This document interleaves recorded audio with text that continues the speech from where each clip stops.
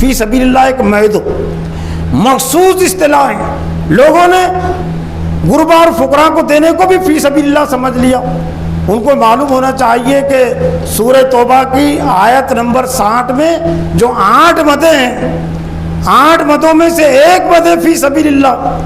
اس میں فقراء الگ ہیں، اس میں مساکین الگ ہے، مؤلفۃ قلوب الگ ہے، غاربین الگ ہے، وہ فی سبیل وہ اپنی سبیل الگ ہے. فی سبیل اللہ میں وہی خرچ ہوتا ہے جو اسلام کی تعلیم کے لیے اور کلمہ کفر کو کمزور کرنے کے لیے، اس کی پستی کے لیے اور کلمہ اسلام کی بلندی کے لیے جو مال خرچ ہوتا ہے وہ ہوتا ہے فی سبیل اللہ. اور 8 مدوں میں سے اہم مد ہے، لیکن اس مد میں وہ مال خرچ نہیں ہو رہا ہے. اگر فقراء پر، غربا پر، مساکین پر اگر مال خرچ بھی ہو گیا لیکن اسلامی نظام کے قیام کے لیے اور نظام کفر کو کمزور کرنے کے لیے مال خرچ نہیں ہوا تو غریبوں کی غربت دور ہونے والی نہیں ہے، مسکینوں کی مسکنت دور ہونے والی نہیں ہے. اس لیے کہ یہ جو غربت کا جو تعلق ہے وہ نظام سے ہے. نظام جب تک کہ تبدیل نہیں ہوتا، نظام غیر اسلامی رہتا ہے تو غریبوں کی تعداد میں اضافہ ہی ہوتا رہے گا. وہ جو آتا ہے کہ زکوٰۃ دینے والے، زکوٰۃ لینے والوں کو اسلام نے زکوٰۃ دینے والا بنا دیا، تو وہ کیا چیز تھی؟ وہ تھی نظام کی تبدیلی. کہ جب اسلام کی سربلندی حاصل ہو گئی، وہ سیاسی لحاظ سے غالب آ گیا، تو جو غریب تھے، فقیر تھے، جو کچھ زکوٰۃ لیتے تھے وہ زکوٰۃ دینے والے بنے. لیکن یہ نظام کی برقراری کے ساتھ چاہے جتنا روپیہ پیسہ اور مدوں میں صرف ہو جائے تو بہت زیادہ نتیجہ اس کا دنیا میں نہیں آتا. اور پھر مفسرین نے بات بھی لکھی کہ یہ وہ مد ہے کہ دور مکی میں بھی یہ مد تھی. یہ جو فرض زکوٰۃ ہے یہ تو دور مدنی میں ہے، لیکن فی سبیل اللہ کی جو مد تھی وہ ہجرت سے پہلے بھی تھی اور اس میں بھی خرچ ہوتا تھا اور دور مدنی میں بھی باقی رہی. تو آخر میں نے مناسب سمجھا کہ چونکہ فی سبیل اللہ کے حوالے سے لوگوں کو زیادہ علم نہیں کہ کون کون سا اس میں آتی ہے چیزیں. فی سبیل اللہ زکوٰۃ کی ایک اہمیت میرا ہے کہ 20 سال پہلے کے ایک مضمون ہے فی سبیل اللہ زکوٰۃ کی ایک اہمیت. سہ روزہ جو دعوت نکلتا ہے دہلی سے، اس میں شائع بھی ہوا تھا اور میں نے خاص طور سے اس کو کتابچے کی فولڈر کی صورت میں نے اس کو شائع کیا ہوں لوگوں کی سہولت کے لیے، آسانی کے لیے. کچھ میں اپنے دوروں میں بھی ساتھ میں رکھتا ہوں، دوسروں کو میں دیتا ہوں. تو 3 مکتب فکر کی تفسیروں کے حوالے سے تحریک اسلامی کا مکتب فکر، دیوبند مکتب فکر اور اہل حدیث مکتب فکر کے حوالے سے میں نے فی سبیل اللہ میں کون کون سی چیزیں آتی ہیں تو میں نے اس کو یہاں تحریر میں لایا ہوں، تو میں وہ آپ کے سامنے پیش کر رہا ہوں. اس میں میری تحریر نہیں ہے، نہیں کے برابر ہے. میں نے نقل کیا ہوں تفہیم القرآن، معرف القرآن، احسن البیان، تدبر قرآن کے حوالے سے. اگرچہ وقت کافی ہو گیا لیکن میرا اپنا احساس ہے کہ چونکہ اہم ہے اور زکوٰۃ اور انفاق کا یہ مہینہ ہوتا ہے، موقع ہوتا ہے، تو ہم بھی اس کو سمجھ لیں تاکہ فی سبیل اللہ کی جو مد کی جو اہمیت ہے تو ہم یہ دیکھیں کہ ہمارا اس میں کتنا روپیہ پیسہ خرچ ہو رہا ہے اور کتنا اس میں نہیں ہو رہا ہے. قرآن مجید کی سورہ توبہ میں اللہ تعالیٰ نے زکوٰۃ کے جو 8 مصارف بیان فرمائے ہیں، ان میں سے ایک اہم مصرف فی سبیل اللہ ہے، یعنی اللہ کی راہ میں.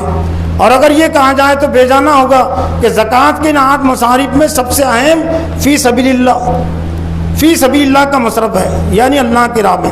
سبیل اللہ کا لفظ بہت ہی جامع ہے اور قرآن و حدیث میں دین کے جن کاموں کے لیے سبیل اللہ کا لفظ استعمال ہوا ہے وہ ہے دین کے غلبے کے لیے دعوت دین، دین کے غلبے کے لیے اور نظام کفر کی پستی کے لیے دعوت دین. یعنی گویا کہ تعلیم برائے تعلیم وہ فی سبیل اللہ میں نہیں آتی، دعوت برائے دعوت فی سبیل اللہ میں نہیں آتی، دعوت برائے غلبہ دین، اقامت دین. اور جہاں پر بھی اقامت دین کی بات کی جائیں گی تو وہاں پر منہدم کفر، مشرکانہ جو نظام ہے اس کا انہدام اور اس کے پستی کا سامنے رکھنا ضروری ہے. فی سبیل دعوت دین، تعلیم دین اور جہاد و قتال. کچھ فقہاء نے سبیل اللہ میں صرف جہاد قتال کو شامل کیا ہے، لیکن قرآن کی بہت سی آیات سے تخصیص صحیح معلوم نہیں ہوتی، کیونکہ سبیل اللہ کا ذکر ان بہت سی آیات اور صورتوں میں بھی آیا ہے جو حضور صلی اللہ علیہ وسلم کے دور مکی سے تعلق رکھتی ہے.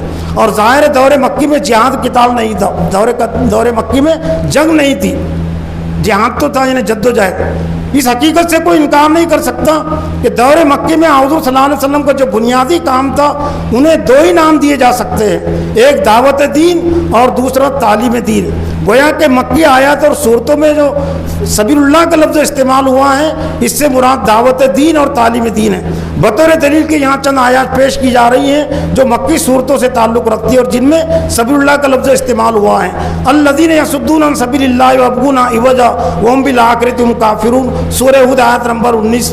جو لوگ اللہ کی راہ سے روکتے اور اس میں ٹیڑھا پن تلاش کرتے ہیں دراصل وہی آخرت کے منکر ہیں۔ الذین کفروا وصدوا عن سبیل اللہ زدناہم عذابا فوق العذاب بما کانوا یفسدون، جن لوگوں نے کفر کیا اور اللہ کی راہ سے روکا ہم ان کو عذاب پر عذاب دیں گے ان کے فساد کی وجہ سے۔ ادعو الی سبیل ربک بالحکمۃ والموعظۃ الحسنۃ وجادلھم باللتی ہی احسن ان ربک هو اعلم بمن ضل عن سبیلہ وهو اعلم بالمہتدین۔ اے محمد صلی اللہ علیہ وسلم دعوت دیجیے اپنے رب کے راستے کی طرف حکمت اور اچھی نصیحت کے ساتھ، اور ان سے مباحثہ کرو تو سب سے اچھے طریقے سے کرو، بے شک آپ کا رب ان کو جانتا ہے جو اس کی راہ سے بھٹک گئے ہیں اور ان کو بھی جانتا ہے جو ہدایت یافتہ ہے۔ مذکورہ تینوں ہی آیت سے بات واضح ہوتی ہے کہ دعوت دین اور تعلیم دین کا کام بھی فی سبیل اللہ میں داخل ہے۔ اسی طرح ایک حدیث رسول سے بھی تعلیم دین کا فی سبیل اللہ میں داخل ہونا ثابت ہے۔ ان انس قال قال رسول اللہ صلی اللہ علیہ وسلم من خرج فی طلب العلم فهو فی سبیل اللہ حتی یرجع، ترمذی، دارمی، مشکات۔ حضرت انس سے روایت نبی صلی اللہ علیہ وسلم فرمایا کہ جو علم کی طلب میں نکلتا ہے وہ اللہ کے راہ میں ہے یہاں تک کہ لوٹ آئے۔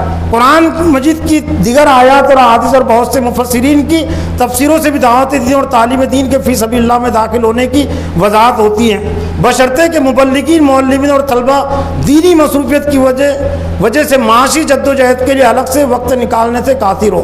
چنانچہ ارشاد ربانی ہے للفقراء الذین اسروا فی سبیل اللہ لا یستطیعون ضربا فی الارض یحسبهم الجاہل اغنیاء من التعفف تعرفهم بسیماہم لا یسألون الناس الحافا وما تنفقوا من خیر فإن اللہ بہ علیم، سورہ توبہ سورہ بقرہ آیت نمبر 273۔